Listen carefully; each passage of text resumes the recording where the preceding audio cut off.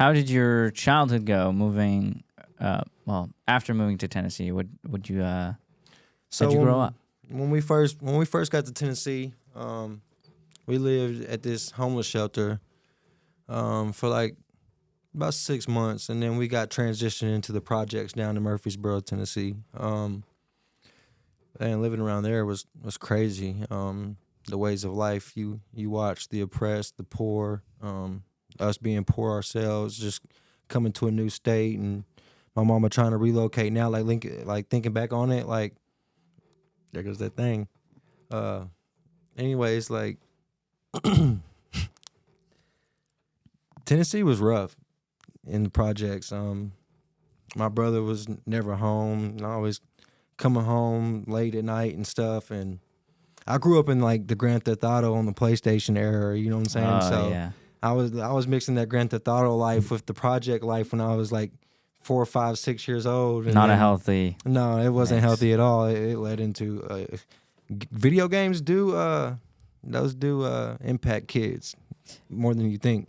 Yeah. I wanted to be Tony so bad. Yeah. Yeah. I feel like every kid did. Yeah. Yeah. I mean, I'm sure.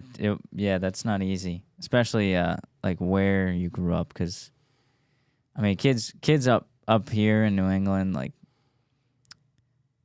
I don't know, they play video games and it's just like such a fantasy world to them. Every but, kid I see up here is like driving a Beamer or a Benz, bro. Yeah.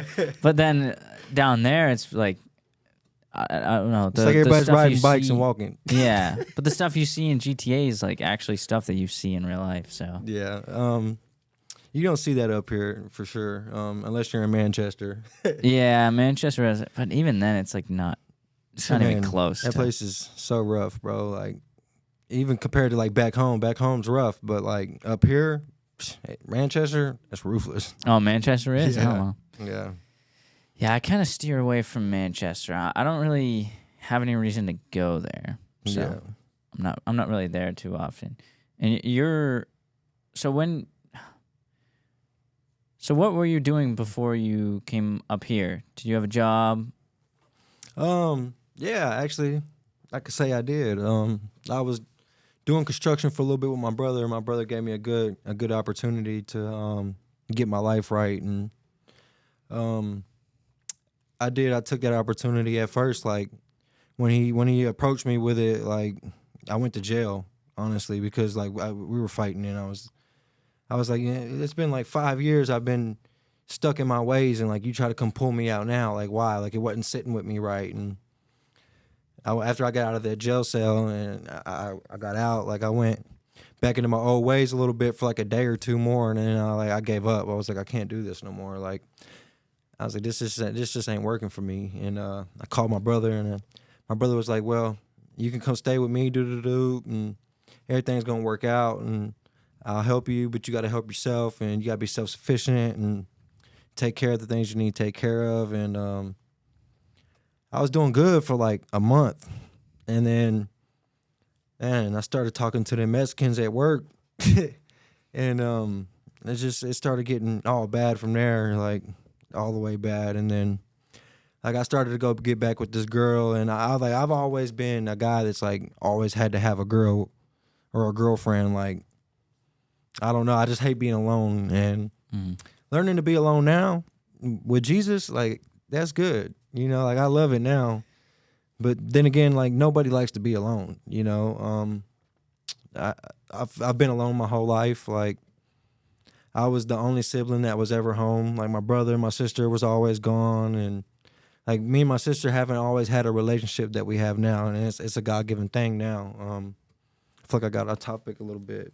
But No, that's good. yeah, That's what I want. my brother gave me a job, and I was working it like a month, and then I started getting right back into that lifestyle, and I felt bad getting back into that lifestyle. And I looked at my brother, and I was like, I can't do this to him and bring myself down. So I ran out, and I let this girl kind of run me out too. And I still love her to this day. I always love her. She was good for me.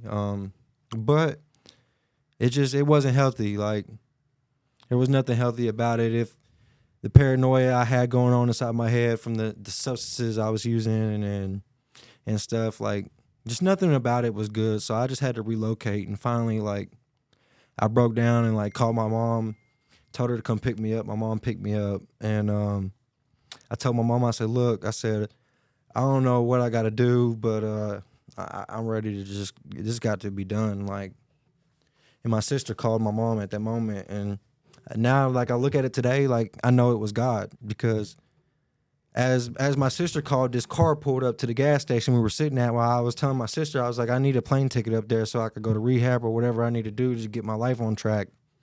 And this car, like, this beat up beater pulled up to the gas station, like, the bumper's falling off the front end, but the license plate is what gave it away. It was like Jesus Saves on the license plate.